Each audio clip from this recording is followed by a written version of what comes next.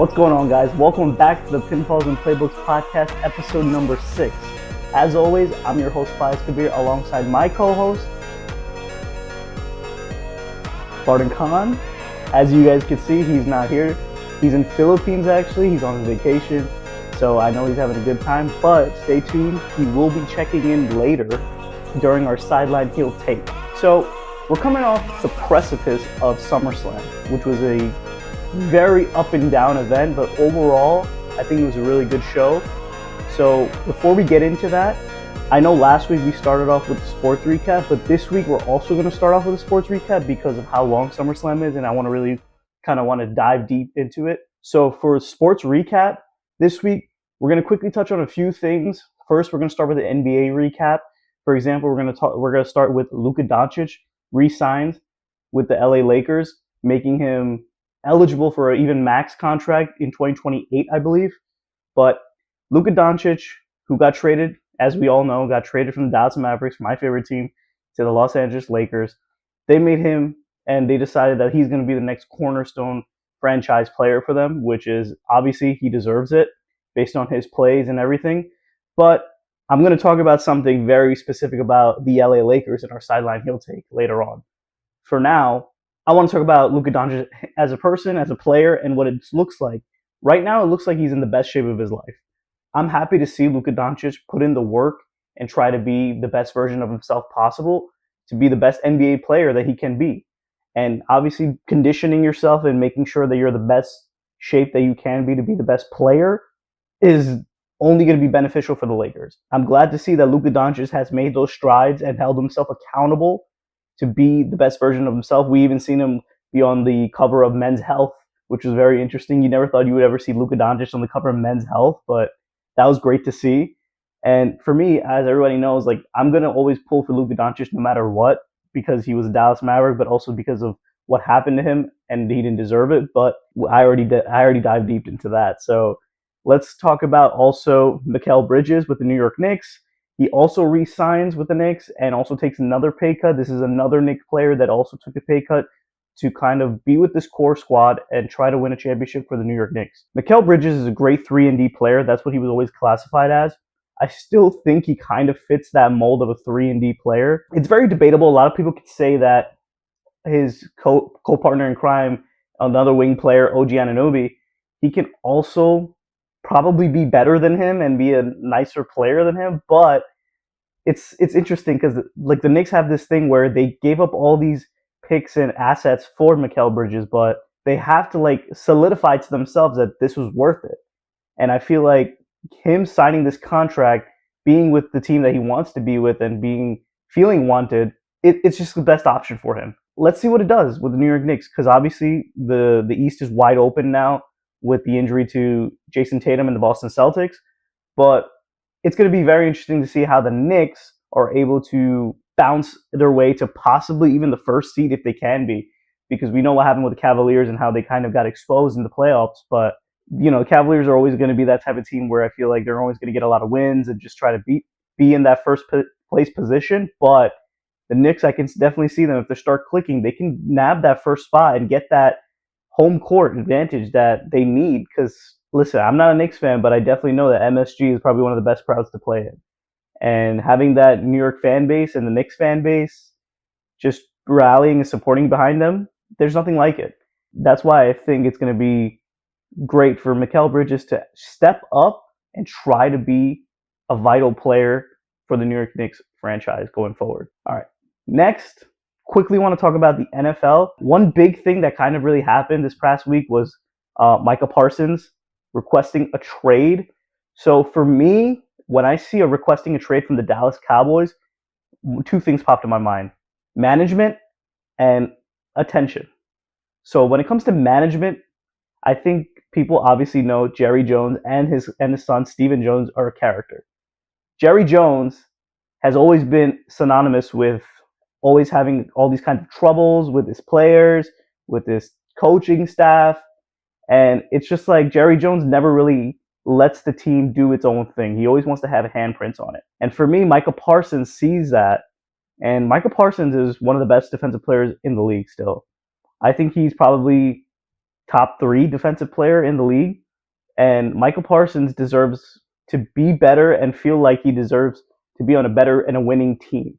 So the Dallas Cowboys, obviously, they made some trades and they got George Pickens to add with CeeDee Lamb, but it all depends on, obviously, we talked about this before, Dak Prescott. Dak Prescott needs to deliver, but that's besides the point. It's just Michael Parsons is someone that's supposed to be leading that defense, and people believe that Dallas defense was supposed to be a very fearing defense, but they haven't really looked like that. And I don't know what goes from here. I'm not sure if Micah Parsons really wants to leave, and that's where I get to the attention part, is if Micah Parsons really wanted to request a trade and get out of there, I think it would have been happened by now, especially with how valuable a player Micah Parsons is. If he really, really wanted to get out of there, I'm pretty sure his management and his agency team and the Cowboys can get rid of him and get great assets for him. Now, if we're going to go on the path where we think Micah Parsons is really going to go somewhere, it's got to be to contenders, because it's sad to say, like, NFL players, NBA players even, you guys want to go chase where the rings are at. I think, for example, for Micah Parsons, he's going to chase where the rings are at, whether he stays in the NFC or he goes to the AFC. But I'll give you one team on each side that I think he can go to. I don't know why for the AFC it screams out to me is the Miami Dolphins. I'm not sure why. I feel like for some reason he would be a good fit on that team.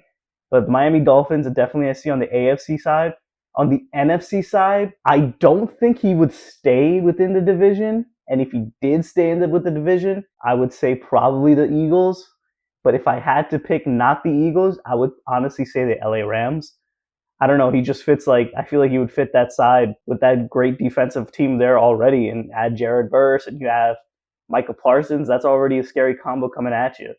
So for me, that's where I think Michael Parsons can go. All right, that is the sports recap this week. I know it was really short, but obviously I don't have Farden with me, so we can't go into a lot more and dive more deep into it. And that's because I really want to get into SummerSlam. So SummerSlam just passed. I'm recording this on a Monday, which is basically the Raw after SummerSlam day. And it's an exciting day because you never know. SummerSlam can be a big show. Raw can be a big show after SummerSlam. So we don't know what to expect. But first, quickly, I want to go into WWE SummerSlam results from night 1. All right, I want to start off with night 1. Roman Reigns and Jey Uso versus Braun Breaker and Bronson Reed started off the show. It's so crazy to see that Roman Reigns is not main eventing SummerSlam, or just like having. It's always what I always tell Farden, actually, is like, if you're not ending the show, I would rather start the show. So obviously Roman Reigns started the show. These guys, they started the match brawling right away. That was a great little scramble that they had. And we had Braun Breaker and Bronson Reed controlling the pace pretty early in the match. For me, that was a great sight to see because I thought these guys were going to get over. But as we saw the match going on, it didn't look like that. So, and here, I want to quickly touch on like the key points because I don't really go through a whole play-by-play analysis of every match, but I want to talk about Roman Reigns' massive dive. So Roman Reigns, every time I see him, he looks like he's in better shape and he's looking leaner and meaner every time. Maybe it might be a little bit of spray tan that's going on too, but you could tell Roman Reigns puts in that work. He is a monster. And he has so much crazy athleticism, and it was in full display on this dive right here. So Roman Reigns is going to do basically an Undertaker-esque dive outside to the ring. He basically overshot everybody and did a full rotation, and luckily he clipped some of the guys on the way down, so it kind of like helped with his momentum so he doesn't like hurt his neck. And luckily he tucked his neck at the end and just landed flat back. But that was an insane dive to see that. We also see that obviously Braun Breaker gets taken out with a spear through the barricade by Roman, which was good to see, like, Roman get his revenge on Braun at that point. And then we see that basically the matches continue to go, and the big spot and the big thing that people were talking about is Roman Reigns saved Jey Uso from a spear from Braun Breaker. So we've never really ever seen Roman Reigns differentiate himself from that tribal chief character, where he was playing like the ultimate bad guy in the bloodline. Like, he never really came out and said that, oh, like, he's a full-on face, but like it's weird because the fans know that he is a face now, but like he never really like changed his attitude. I feel like this was the first step to seeing him change his attitude, where he took this spear, he saved somebody for once, and not someone saving him. It was great to see that, and it's character development for Roman Reigns, in my opinion. Jey Uso super kicked Bronson Reed, and then he speared him, and then he hit him with the Uso splash, and the babyfaces take up the victory. So I didn't expect that, because I did thought if you want to keep building that heel faction, I thought Breakker could get the win. But it's Roman Reigns, it's Jey Uso, it's at MetLife Stadium. I can definitely understand why WWE wanted to pull the trigger on letting those guys win. I'm very curious to see what's next for these guys. Let's see what happens next. Next, I want to talk about the Judgment Day. Raquel Rodriguez and Roxanne Perez versus Alexa Bliss and Charlotte Flair. Quickly, simple, want to go into this. They had a good little match back and forth. And the big thing was obviously Charlotte and Alexa not really being friends and being forced to tag to each other. But that's why this story really carried along them to getting to this stage, is because the fans really wanted to see them work together and win these titles. And that's exactly what happened. We had Bliss, who blasted Charlotte Flair during the match. And we thought like, oh, this could probably hint at a classic Charlotte, maybe being a heel again and turning on her, just like simple things that we think Charlotte Flair is definitely capable of. And it was very interesting. We had Bliss and Flair win the titles. However, before they won the titles, WWE shot a great camera angle where they had Charlotte Flair behind her, kind of teasing that she could actually blast and get her comeuppance on Bliss, but she didn't. She took out Raquel. Alexa Bliss gets the win over Roxanne Perez, and they're your new women's tag team champions. So when it comes to the Judgment Day now, with Roxanne and Raquel being on Raw, we're going to see if Liv Morgan is going to play back into the situation or what. But I don't know what's going to happen in that situation. But I'm excited to see what happens. And we're going to see what Charlotte and Bliss can do with these titles, because we all know like these titles are very whatever. Let's see if they can make it really interesting. Next, let's talk about the dud of the night, in my opinion. Sami Zayn versus Karrion Kross. This was pretty much a nothing match to me. I didn't feel anything for this. I need Sami Zayn to start moving on to bigger and better. And I hate to say that, because like Kross is a great wrestler. He has a great entrance. He has great everything. It's just something's not working. And it's very interesting. We've seen over the post shows, especially, and the fans still, they want to see Kross do something bigger and better. But I don't know. We've been hearing a lot of rumors about how Karrion Kross might be leaving WWE. If he leaves WWE, we all know like where else he's going to go. He's going to go to AEW. And maybe they could make it work there too, but I'm not sure, because we've seen recent like scenarios where all these past WWE guys go to AEW and just fall under the cracks and weeds. But for me, Sammy got the win. It is what it is. This feud is over. Now it's kind of Sammy the push. I think it's got to lead up to Sammy winning the Royal Rumble in Saudi and eventually challenging for the World Heavyweight Championship at next year's WrestleMania. That's what I think is the big storyline. That's the big moneymaker story right there, because obviously every week on Raw, we hear Michael Cole trying to push that Sami Zayn wants to win a world title. That's the whole story. Sami Zayn, that's the last thing he needs to do, according to even the WWE people acknowledge that. He needs to win a world title. And I think this is going to be the time next year where he gets that. I just hope that whatever feud he has going forward to end of this year, before going to Rumble, still keeps him strong, and that's why it makes him a strong contender going into Royal Rumble. Next, we had Tiffany Stratton and Jade Cargill for the WWE Women's Championship. This match actually had a good... It was what it needed to be, in my opinion. And for me, I know a lot of people felt like this match going in was going to be probably bad because of the lack of experience on both sides, but it was a fast-paced match. It basically needed what to be, and it was exceeding expectations in my opinion, because I really didn't see anything happening in this match or anything important that was going to happen in this match. But I'll tell you one thing, a lot of people expected Jade Cargill to pick up this championship. She didn't, which makes it a little bit more interesting, because in AEW, Jade Cargill was a great heel for the women's roster. She was just a strong badass.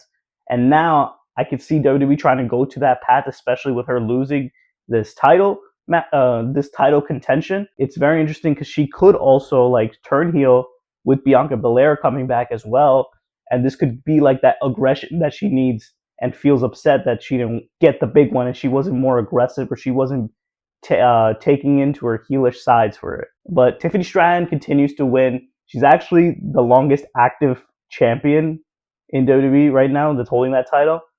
And it's very like it's weird, because her her title reign is nothing really memorable yet.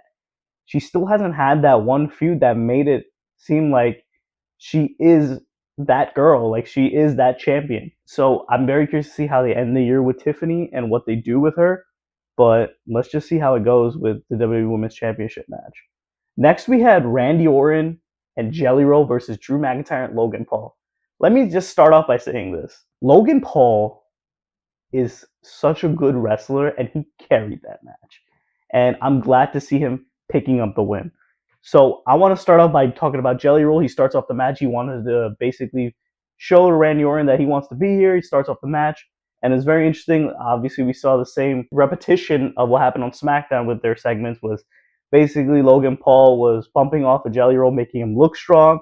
But to Jelly Roll's credit, he was also taking a beating throughout that whole match. Drew McIntyre and Logan Paul were laying it on him. And you don't see a lot of wrestlers, not even wrestlers, celebrity wrestlers specifically, want to take beatings, or basically they want to be the ones that steal the show and want to do the big spots. But Jelly Roll was in there training, and he was doing what a wrestler is going to do, and that's just obviously sell and get hit, try to make the match longer and make it feel more realistic. Jelly Roll made it feel like that. We could talk about LP, which is Logan Paul, takes a massive dive and kills Jelly Roll. So Logan Paul is obviously known for doing these crazy moves every show. And he does this crazy move where we've seen it before. He does a frog splash from the top rope to the announce table. However, this time the difference was Logan Paul had some recording glasses on, and then he smashed two pine bottles together like he was Stone Cold Steve Austin and did a massive dive on Jelly Roll. Mind you, give big credit to Jelly Roll. He laid there and clinched up his body and took that a massive dive. Even though like he tried to like protect Jelly Roll as much as possible, you're still taking a full brunt of that force by jumping off, and that's a lot of that could knock the wind out of you. And credits to Jelly Roll for taking that.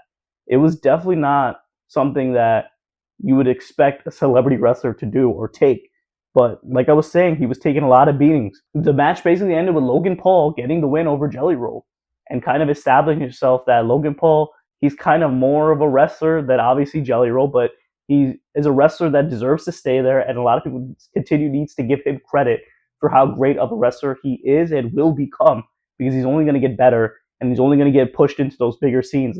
So let's see what the year ends for Logan Paul, because I can see 2026 being a huge year for Logan Paul, and I'm talking about even world title contention, like, and even possibly winning it, because he just has that talent to do it. And I'm excited to see how it goes. And lastly, let's talk about the main event. Gunther versus CM Punk. And the best way I can describe this match is Gunther and Punk were having a textbook heavyweight match. It was a little slow, and then it started to pick up and pick up and pick up.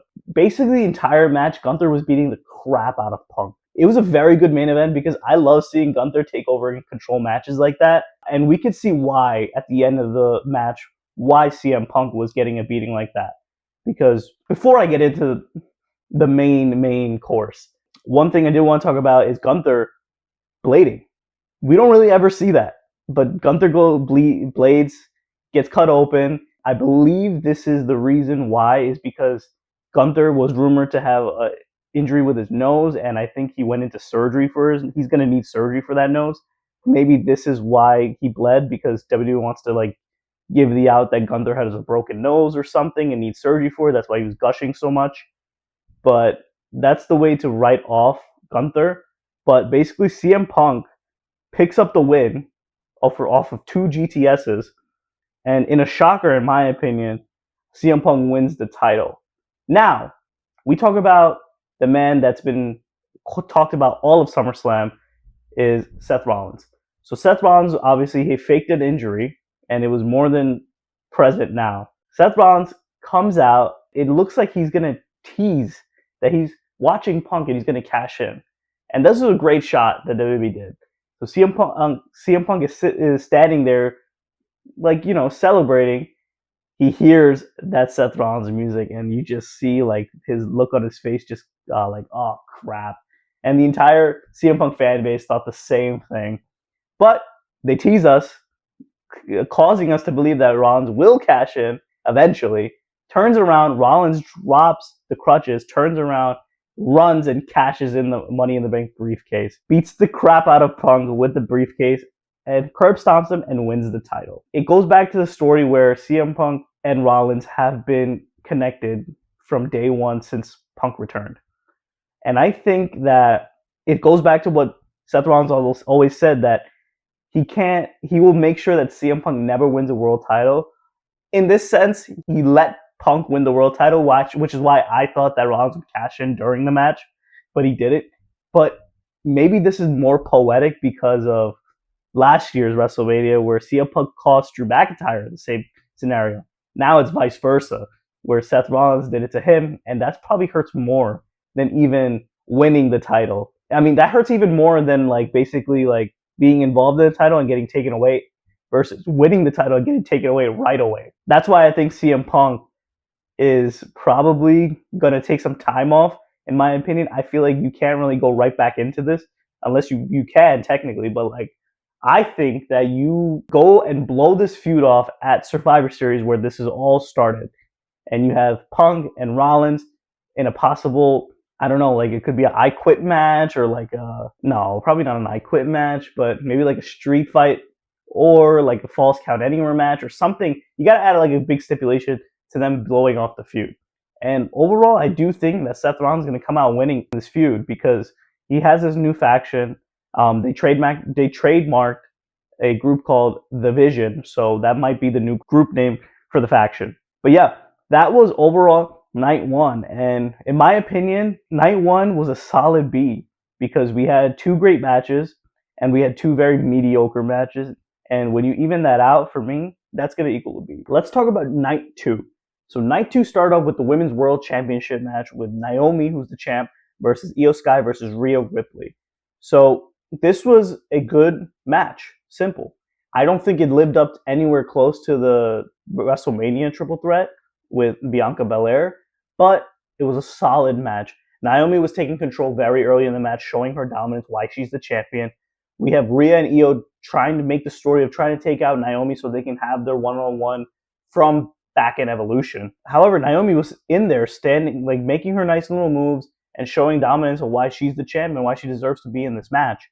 It was a fast-paced and action-packed match. We had Io, one of the big spots was Io suicide dive into a powerbomb on Naomi, which was very interesting. I've never seen Io do that move, but it was good to see that. And I think the match pretty much ended with Rhea delivering a middle rope riptide to Io Sky and Naomi rolling Rhea up right after and stealing the win. And that pretty much like cements like kind of the character that Naomi is. She's there to, she's an opportunist and she's there to like steal the wins and pick it up. And Rhea again can't capture the big one. And I think it's obviously building up to that big show in Perth because Rhea is probably one of their biggest stars in WWE. It's weird, like you got to keep Rhea still like going and making her feel like she is in big caliber matches, but we know Naomi's going to have her next challenger, which is Stephanie McCare. That's going to be very interesting. I don't think Stephanie's going to win that either because Naomi's on this run, but we can see a little feud where Rhea gets involved with Stephanie and gets involved in her fight, and we can see those two having a little feud. But that's what we're going to see going forward. Congrats to Naomi continuing to do her little run, and I hope this kind of like continues to cement her name into that women's division because I know a lot of people don't feel like she deserves to be in the spot that she is, but in my opinion, she more than proved it in that match. Next, let's talk about the WWE Tag Team Championship TLC match. Basic thing to say, a car crash match. It was basically an absolute tables match for one of the sections of the match. And well, let's talk about the biggest table spot, which was Axiom doing a Spanish fly on Dawkins, which was insane. Thinking about doing a Spanish fly to the outside through tables in that small little section, you got to make sure like everything goes perfect for a spot like that. We could talk about Candice LeRae, who she got involved in this match. We're trying to get the tag titles. However, Montez Ford knocks Johnny Gargano, who pushes his own wife outside of the ring through a ladder bridge, which was insane. But we all know, if you're in the wrestling community and the internet community, you know that Candice LeRae probably done even crazier bumps. So like this was probably nothing to her. But that was insane. And then we could talk about how DIY goes through 4 tables to the outside, which was pretty crazy. Like this was a crazy tables match, and probably the second best match of the weekend in my opinion. That was great. Andrade delivers a power bomb to Uncle Howdy through a ladder, and that was Andrade always seems to deliver these like power bombs in ladder matches. I don't know if you guys ever noticed that, but like I've always noticed it. Like Andrade comes out and he always shows up. But in the end, Wyatt Six retains the championship. It's like interesting. The crowd was like, "Oh, we expected it, but we kind of didn't want it." But the Wyatt Six just won the title, so let's see what they go with this situation. But this was great to see all these tag teams getting that SummerSlam spot that they deserve. Next, let's talk about Becky Lynch and Lyra Valkyria in a no disqualification match for the Women's Intercontinental Championship. My baby right here, the Men's Intercontinental Championship. This match, listen, I like Lyra and Becky. They have great chemistry together. But for some reason, this match wasn't it. I know why it wasn't it. Because these girls are known for having great technical matches. And I was scared to see, like, you're going to throw in these stipulations and get away from that, and that's exactly what they did. Preface this. Those girls, they worked their ass off. They took beatings. They really, like, put in the work. But it was just not clicking for me. And let's talk about some of the spots. So let's talk about Becky zip ties Lyra and hits her with the wrench. That was a big spot. Lyra sprays her with the fire extinguisher. And then we see a midnight wing to the outside. One funny spot was, it was interesting because Lyra was in these zip ties, but I think she did like a little, like a suplex or a belly to belly suplex, and like her hand slightly came out the zip ties, and we were like, wait, what the hell? We've seen a lot of parts like that throughout the match. There was a lot of little messy spots, and maybe that's why it kind of brought down the match a little bit. But in the end, it kind of cemented to Bayley coming out trying to save Lyra, but she really gets involved in this match, and she kind of plays a detriment to this match. But one cool spot that definitely was pretty, I never seen WWE do this shot before. Is doing a tight shot on Becky while she was taking out Bayley, and then Lyra comes out of nowhere with a leg drop and dives into Becky Lynch, and it was interesting. It was like a horror scene, like jump scare. So that was great to see. And then the match kind of ended with Bayley hitting Lyra with the chain, knocking her out, and Becky picks up the win. It was like, okay, I get it, but like Bayley, like you see that Lyra just got knocked down. You don't want Becky to win in storyline wise. Why don't you go and stop the pin? Like she kind of like delayed herself, and that's what kind of made it feel like a little goofy in my opinion. But yeah, now we know that Lyra can't challenge Becky anymore for the title. So we're gonna see what Becky has next for her, and it looks like definitely Lyra and Bayley are gonna continue this feud. Next, let's talk about the United States Championship match with Solo Sikoa and Jacob Fatu. This was the dud of the night. And sucks to say that because I both like Solo and Jacob Fatu, but there was really not much to talk about this match. It was just like a simple like SmackDown match in my opinion. We had the MFTs come out, do their typical like interference stuff. We had Big Jim come out, try to help Jacob. Didn't really do much. The match was with a lame finish, with just Solo kind of crawling out and retaining the title. But we all thought that, it's a steel cage. Jacob Fatu does moonsaults. So I thought during the match we were going to see it. We saw this after the match, actually. So Jacob Fatu moonsaults off to JC and Tangaloa. And that was probably the coolest part of that match, was after the match. But in my opinion, this is starting to like lose steam very quickly. They need to figure out what's next. Like, hopefully, in my opinion, I think Jacob needs to move on to something bigger and better, but we won't know until SmackDown. But if they do continue this, then they got to bring in a new member. I don't know who that new member would be, but it's got to be something to spicing this up, or else this is going to get really bad really fast. They milked this bloodline stuff for about 5 years now. It's starting to get a little stale. So hopefully WWE continues to be a little more creative when it comes to this bloodline stuff, especially with Roman Reigns not being involved and not giving the more care and nurture that it deserves. But yeah, we're gonna find out on SmackDown whether Fatu's done with this and moving on to bigger and better, or it's gonna continue this, and WWE needs to spice some things up for him, because he's such a pivotal character that you want to carry into your next year. Because Jacob Fatu is a future WrestleMania main eventer. You don't want him to lose steam into this feud where it's just like not part of what we think that the vision he can be for it. Next, let's talk about Dominic Mysterio versus AJ Styles. I really like this match because it was a little throwback match, especially to wrestling back then. A lot of throwbacks to Eddie Guerrero, who was very present during this match.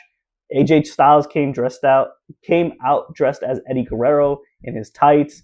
That was pretty dope to see, with his own little like styles on the back of his tights. And he came out with the lowrider. That was great. And then we saw his son, whose hair was dyed blonde, just like Dominic Mysterio 20 years ago. That was pretty dope to see.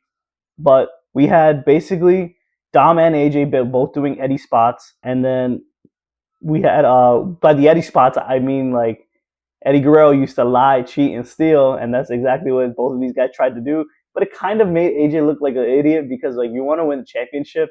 So if you do that move, it kind of like makes it seem like you're going to get, you're going to get disqualified. So like, why do that? But that's why I didn't like. But we had a little spot where Dominic Mysterio, it was shown in the replay where he unloosened his boot on purpose because AJ was continuously going for the calf crusher, trying to get Dom to submit. And eventually, while he was holding on to Dom's foot, the shoe came off and it released the hold. And with the referee being distracted, Dom strikes AJ with the shoe and hits him with the frog splash and picks up the win. This next for Dom, I know he has that Triple Mania show coming up, which is going to be a great main event that he's going to be in. I'm very more interested in what's next for AJ Styles. I think that he's got to like stay relevant to try to get into that next year where he can get to that final push of his career, where I don't know if he's content of not winning a championship anymore, or he's just want to have good matches, or just even make the most money he can until he's out. But he did tease about this possibly being his last WrestleMania. I mean, his last SummerSlam. But you never know. It might even be his last WrestleMania next year too, based on the way he was talking. But let's see what happens. I'm sad to see AJ Styles even talk about stuff like that because it's one of my favorite wrestlers I've ever seen growing up. He's a great wrestler. Like, he can put on a good match still with anybody. And I think that he still deserves to be put in that main event spotlight before he goes. Let's talk about the best match of the night, the biggest match of the night, which was for the undisputed WWE Championship, John Cena versus Cody Rhodes. So John Cena comes out back with the animations and acting like a babyface again during his entrance. Me, I was still skeptical. I didn't think that John Cena was a full babyface again. But based on this match, and especially based on the ending, we'll talk about it. It looks like John Cena's back to being a babyface, and it's interesting because like now it erases everything he did from Elimination Chamber till now of his heel run, like, because it just didn't work. And I feel like WWE definitely realized that and heard the fans and heard everybody talking about it. It just did not work. The show, and basically John Cena is a babyface again, and he worked like a babyface with Cody. So let's talk about quickly the big spots, because there's a lot of big spots in this match that I loved. We had Cena launches the steps to Rhodes. That was ridiculous. Cena threw those steps, and Cody just took it to the body, and it looked like it definitely hurt him or stinged him a little bit. We had Cody deliver a bunch of Cody cutters to him. One of the other spots was Cody delivering a pile driver to Cena. That was great. That was crazy to see. And then Cena delivers a bunch of AAs. There's a lot of finisher spams in this match, which sometimes it kills the match in my opinion. But for me, in this match specifically with these two wrestlers, it worked. We had Cody send Cena over the barricade, and then Cena hit Cody Rhodes with a microphone. And then we seen Cena pop out a code red. When was the last time we seen Cena do a code red? I know we definitely seen him do it on like during his United States Championship Open Challenge matches where he was putting on a show, but he pulled out a code red, and that was crazy to see.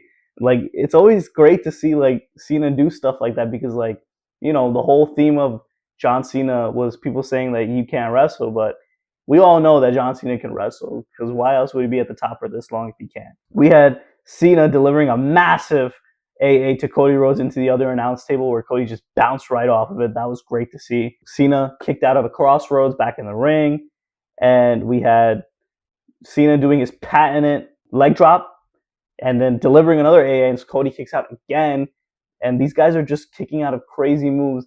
In reality, like, it just makes no sense to me, but like, these guys are not human in WWE storyline. Then we have Cena and Cody brawling out into the crowd, which was great to see. We were like, oh, these guys are going to stay in this ringside area the whole time. No, they went out to brawl in the crowd, and that was good little extra feel to that match. Cody suplexes Cena into a guardrail. That was crazy to see because, like, dude, Cena at this age, retirement year, he's putting it all out there. And in this match, it definitely showed that. And then we had a nice little cool spot where we had the raised platform, not raised, but like it was the platform, but it raises up when Cody does his entrances for shows like this, where he just comes out underneath the stage. We had Cena throw him underneath the stage, but he comes out with Cody Rhodes on his shoulders up the platform, and then it was great. It was a pretty cool shot because it looked like pretty badass with Cena just looking at the camera and having Cody on his shoulders, and then he delivers a nasty AA to Cody on the ramp. That looked like it sucked.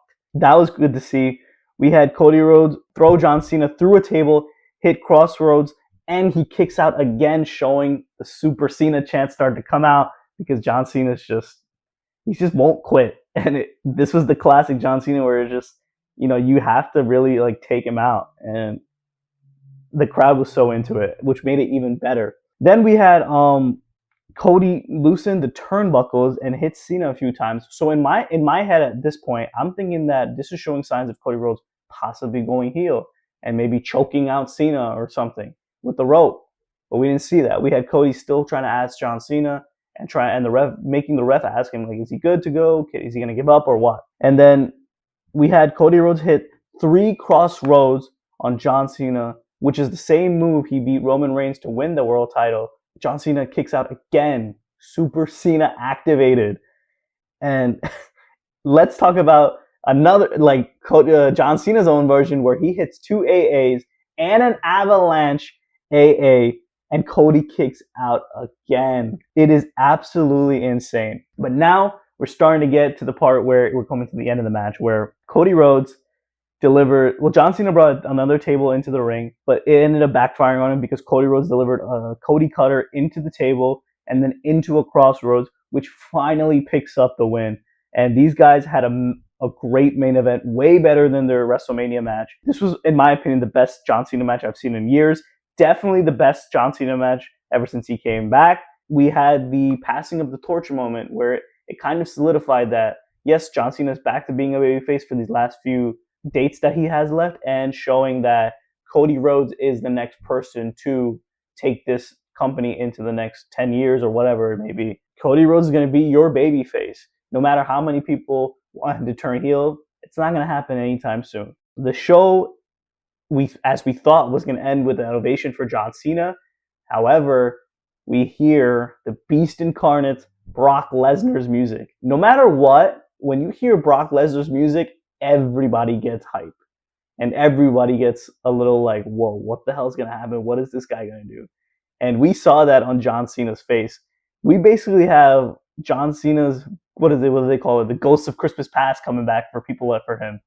And Brock Lesnar is back, delivers a massive F5 to John Cena, and this kind of like tells the tale that this is going to be the next feud for John Cena. And during the post show, Triple H was talking about how John Cena is the one that's picking these. It's kind of alluding to like John Cena. He's the one that's choosing these opponents. Brock Lesnar is one of John Cena's greatest opponents and greatest rivals. So this makes sense. We're gonna see John Cena and Brock Lesnar.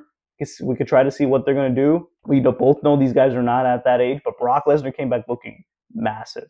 Came back looking jacked. We're gonna see when they do that match. Could be at Clash in Paris. It could be at Survivor Series. We don't know. We're gonna find out very, very soon. But we can talk about the elephant in the room, which was Brock Lesnar was gone for 2 years because of his relations to the allegations with the Janelle Grant case. But it looks like WWE legal team kind of cleared him about a month ago, and that's why they brought him back. So maybe TKO and WWE are okay with this, but we're going to hear a lot of backlash from the fans, as per usual. That's what they just do.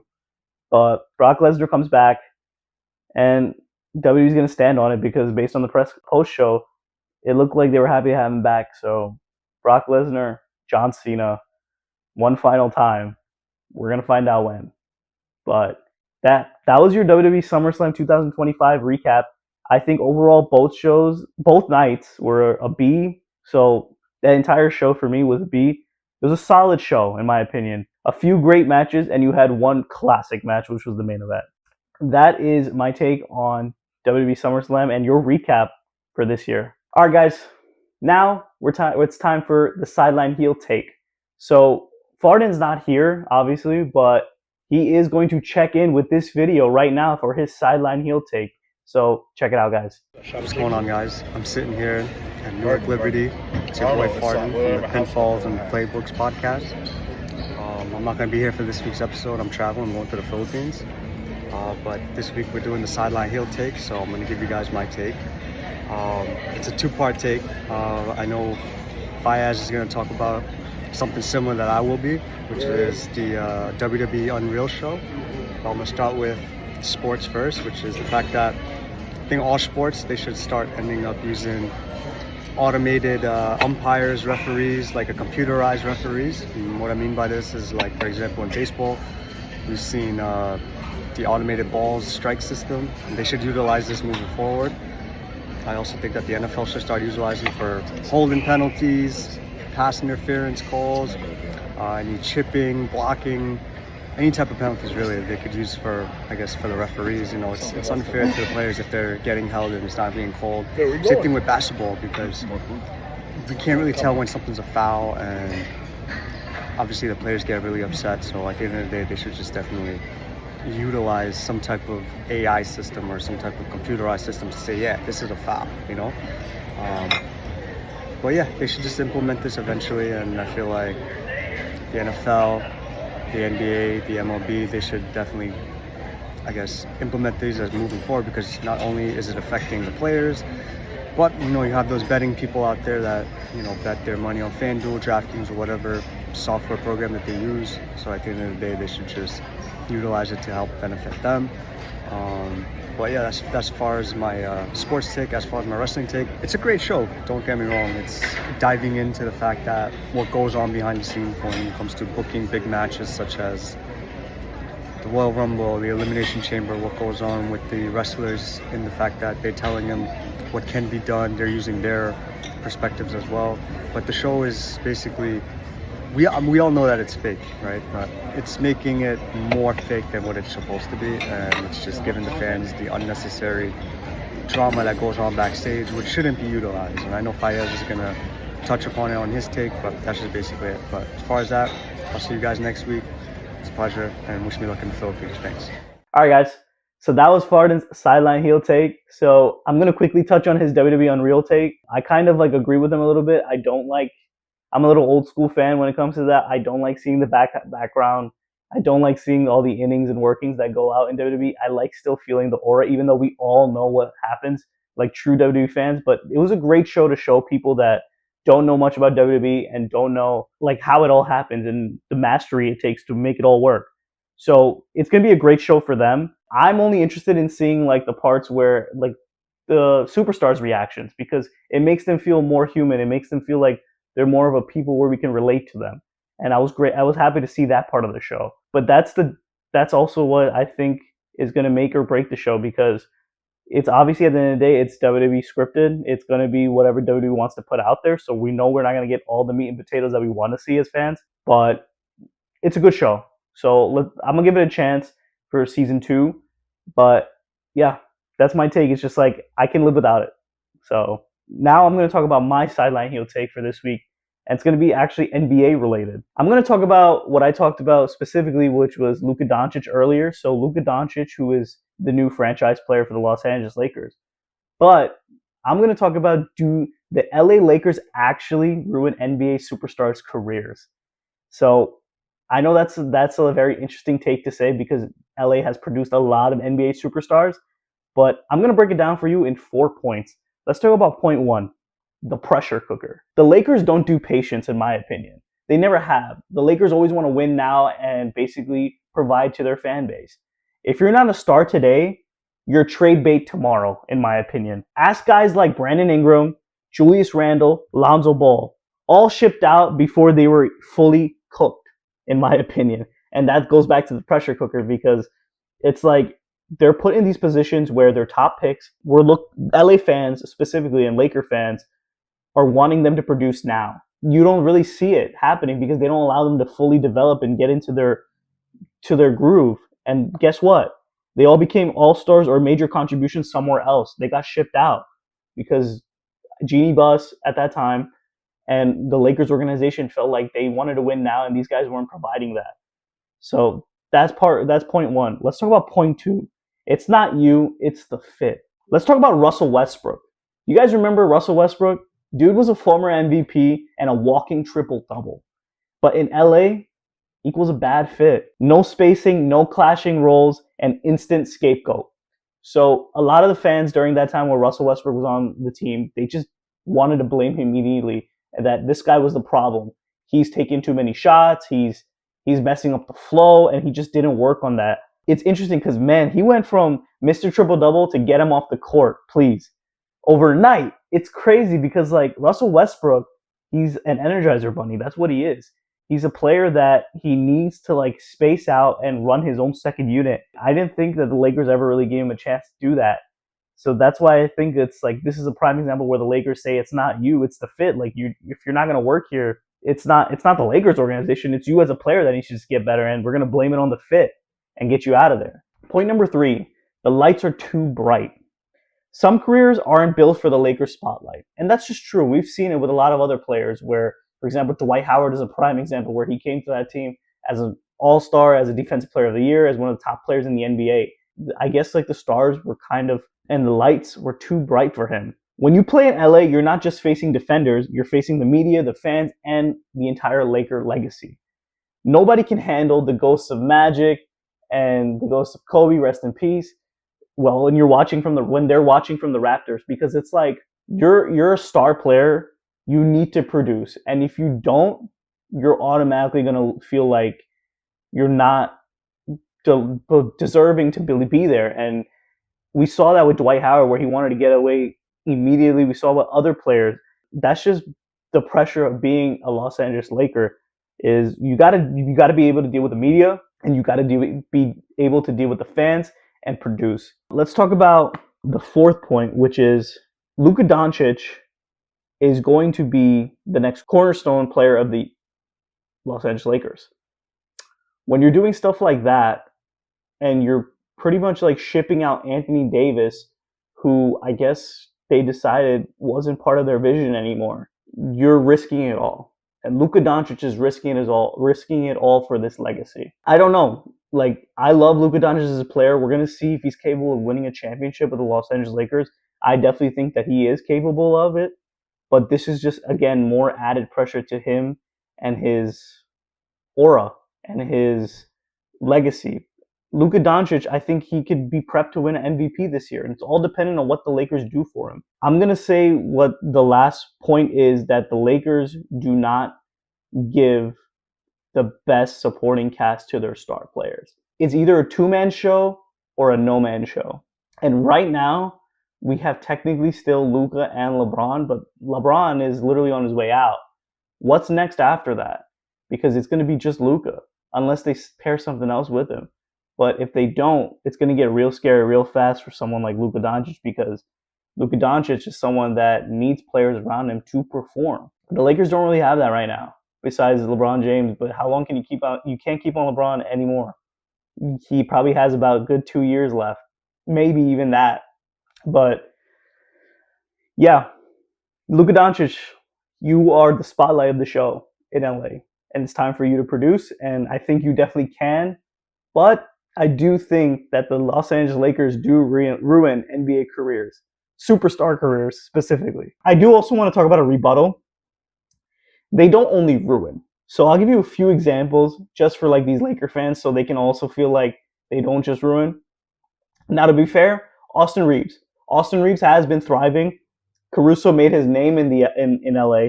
So that's not ruining everyone's career. It's more like if you're not ready, they'll expose you. If you don't fit, you'll get spit out. That's basically what it hasn't been for the LA Lakers in that sense. But so do the LA Lakers ruin careers? Maybe not intentionally, but they definitely speed up the process. Either you become a star in LA or you become a cautionary tale. I just simply want to end this Sideline Heel segment with purple and gold, more like pressure and gold. Thank you guys for joining me. Farden will be back for next episode, hopefully, if he comes back from Philippines alive. But thanks, guys, for joining me for this episode. As always, we're going to talk about our WWE recap. We're going to talk about our sports recap next week. So So join us for episode number 7 next week for the Pinfalls and Playbooks podcast, and we'll see you guys then. Peace.